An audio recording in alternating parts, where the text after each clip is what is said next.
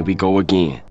Buenos días, tardes o noches, comandantes. Ya nos queda alrededor de un mes para la venida de Dante y Vergil al servidor global el día 6 de agosto, y sé que algunos de ustedes estarán preguntándose si vale la pena invertir todas esas Black Cards en estos personajes. Tenemos que considerar que a nivel de meta vamos a necesitarlos en SS, y por tanto tendremos que gastar una cantidad alta de Black Cards. Y ya no es solo la tormenta que se acerca, sino que se viene un nuevo frame de Bianca que encabezará el meta de oscuridad por los siguientes meses y para el cual también necesitaremos Black Cards. Por tanto, ¿vale la pena invertir todas esas monedas en obtener ambos personajes en SS? ¡Vamos a verlo! Pero antes tenemos un importante anuncio.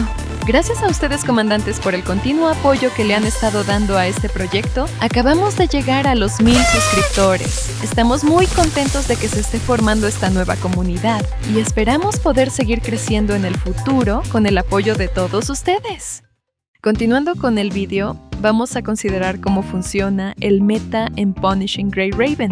En el Phantom Pain Cage y en el Warzone, tenemos que hacer la mayor cantidad de daño posible en un periodo de tiempo muy reducido, por lo que no nos interesan las animaciones largas y combos demasiado elaborados. Es debido a esto que las paradas del tiempo de los personajes son muy importantes y relevantes en el meta. Los constructos de segunda generación eclipsaron por completo a los de primera generación precisamente porque estos podían detener el tiempo mientras hacían sus ataques más poderosos. Como se pudo observar en las pruebas betas y los demás servidores, Dante y Vergil pertenecen a ese grupo de personajes con combos muy elaborados.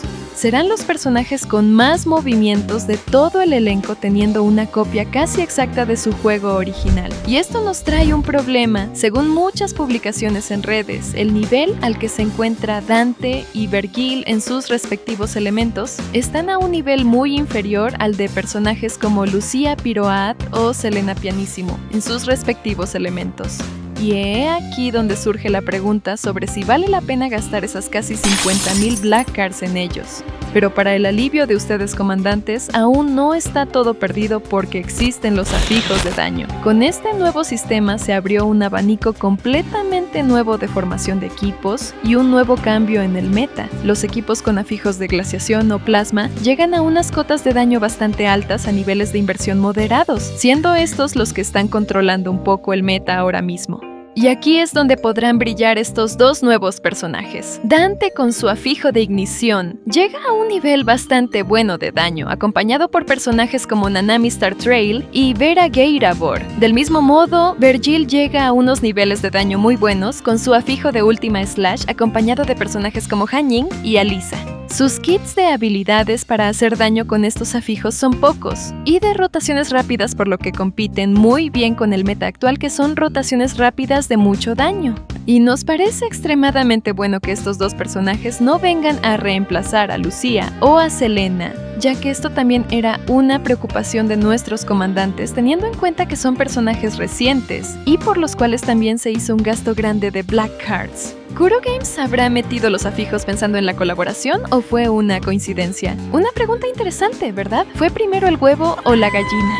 En todo caso, comandantes, la respuesta a la pregunta más importante es que no tienen que preocuparse. Vergil y Dante serán meta no en su elemento, pero sí con su afijo, y probablemente seguirán siendo meta por un buen tiempo, antes de que introduzcan nuevos personajes que posean estos mismos afijos. Sin embargo, si quieren seguir siendo competitivos, no se olviden de sacar a los personajes que pudieron haber omitido para esta colaboración. Como Lucía y Selena sí están interesados en el meta, ya que siguen encabezando el meta de fuego y físico respectivamente. Y como sabemos que estamos cortos de Black Cards, voy a hablarles un poco y de manera resumida para que tengan en cuenta un endgame que ya hemos mencionado en el canal en la guía de interfaz. Este es permanente y nos darán muchas Black Cards que son las que necesitaremos para la colaboración. Estoy hablando del Stronghold. Por cada capítulo que completemos de este modo de juego, vamos a obtener de 150 a 200 Black Cards, teniendo así 26 capítulos que suman una cantidad de 4.850 Black Cards que componen casi la mitad de un personaje de la colaboración que, como sabemos, viene con descuento y doble. Eso sí,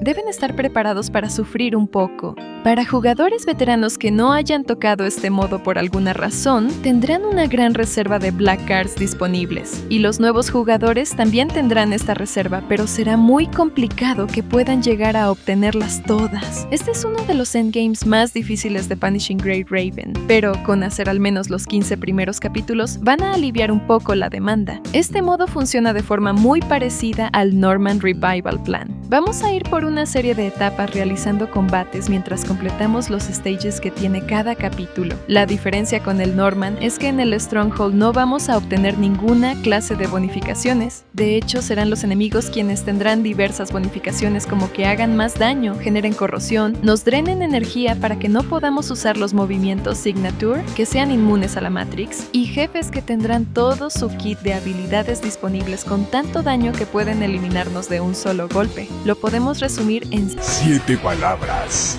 Esencia. Ok, no. Este modo es un poco cáncer, así que deben estar preparados.